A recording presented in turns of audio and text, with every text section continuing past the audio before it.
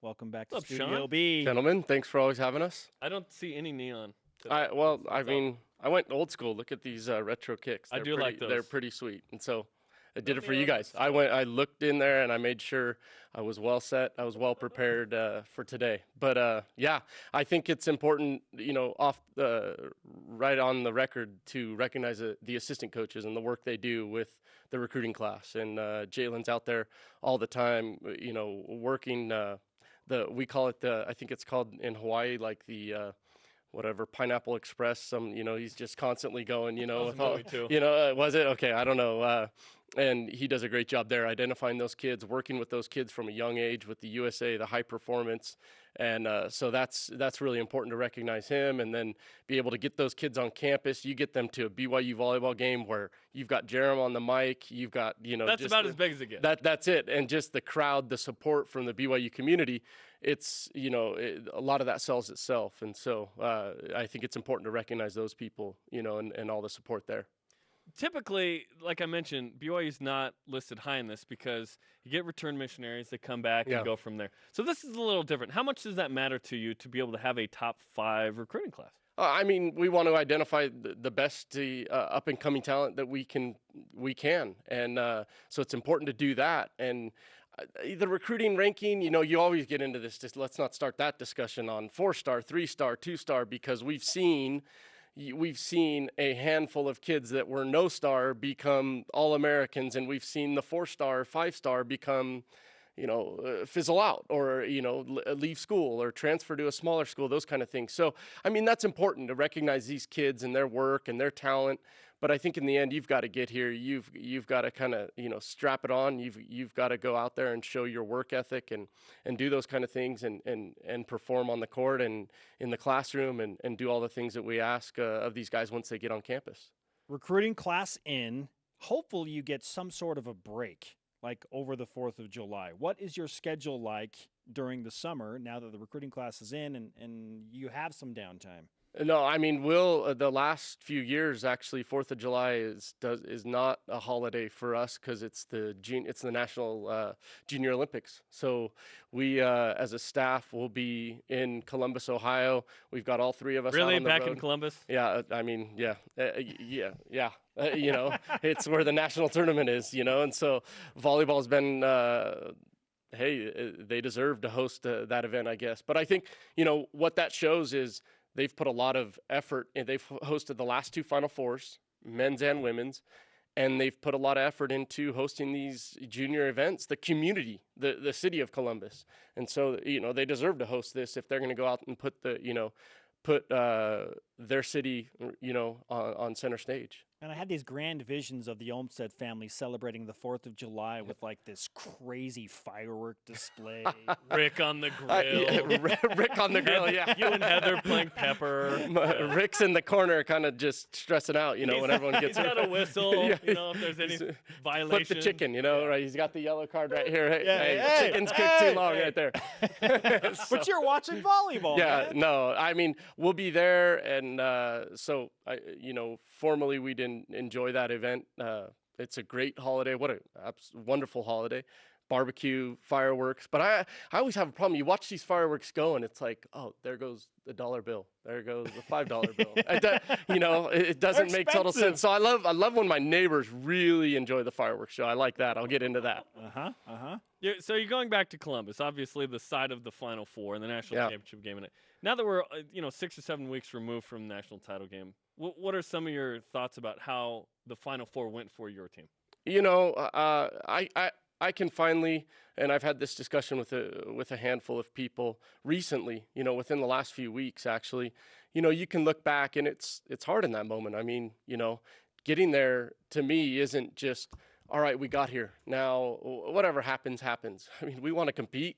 We want to win the national championship, and nobody wants it more than our players, than our staff.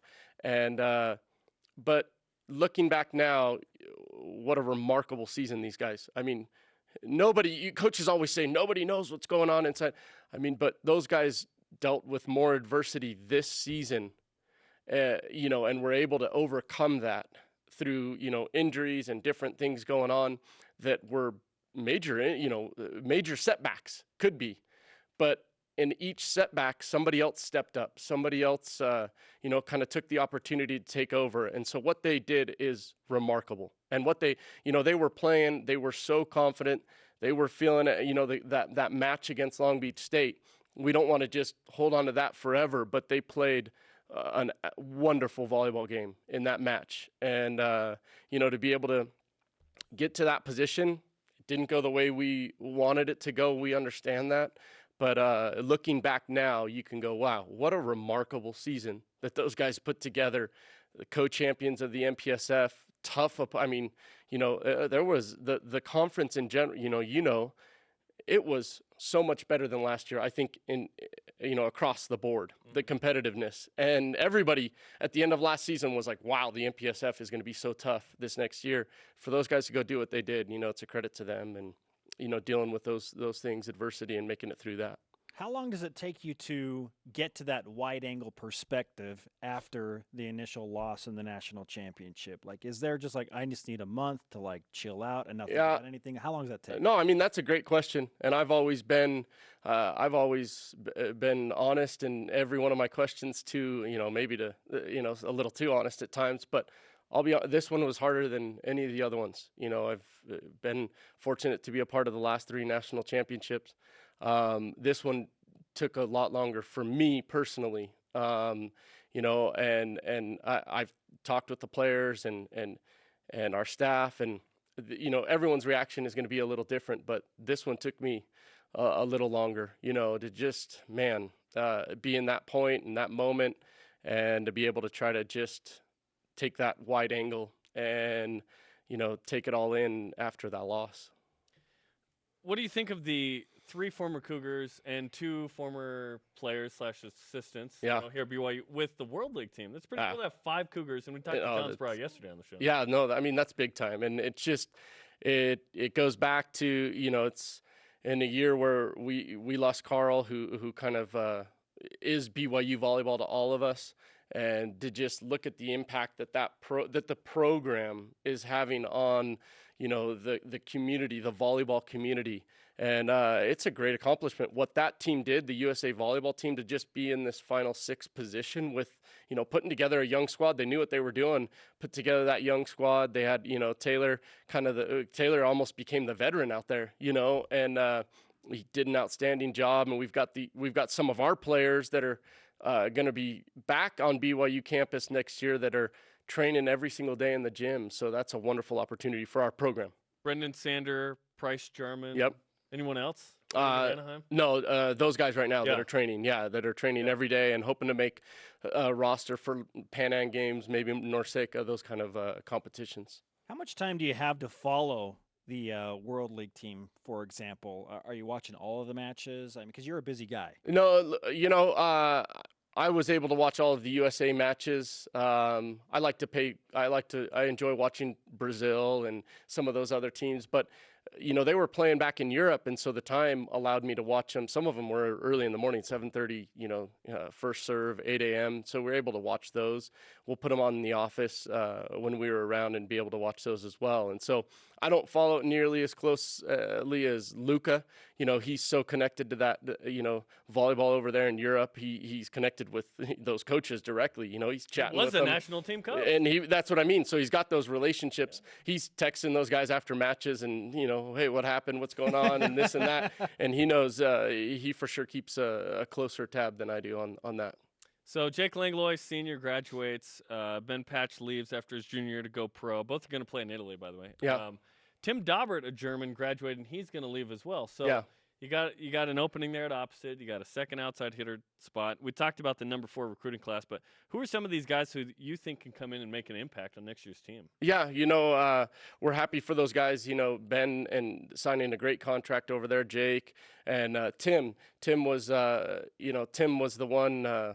We were expecting Tim to come back and excited about that, but completely understand his situation. And he graduated. Oh yeah, he graduated. He was he's good, and he's it was an opportunity that in reality he needed to take, for the situation. And that kid, what a great young man. And he waited and it texted me the night after the national championship in the hotel, like, hey, you have a second to chat. And it was so hard for him to come over and talk, but it was just a great conversation that he and I had, and loved that kid, and was just with him yesterday on campus, and he's around right now, getting ready to go and graduate. Family's coming out for graduation. And so we've got, there's definitely shoes to fill, because Ben and Tim bring the experience, going from that level, high school and club, to playing here at the university. That's a big jump. I don't think people understand that, and the experience is always the master teacher. And so we're going to have some young guys that are going to be able to fill that role, and they're going to get they've got opportunities, and the opportunity's there. And so that's what you present to these young men. And if I'm back in their shoes, I'm excited. I'm chomping at the bit for that opportunity. What's the biggest question mark you face in terms of filling one of those key starting positions for the 2018 season? Yeah, I mean, definitely that position, that's one of them. We've got guys with good experience at the other pin position, some of our outside hitters, but definitely coming in, that opposite in the value that is placed on that player in our system and in the game, college volleyball and internationally. That's a big time position, and so that's going to be one of the biggest question marks. We've got, we lost Joey in the middle. We've got Mickey playing World League stuff. He's getting a lot of good experience right now, and so there's going to be opportunities for those guys to play.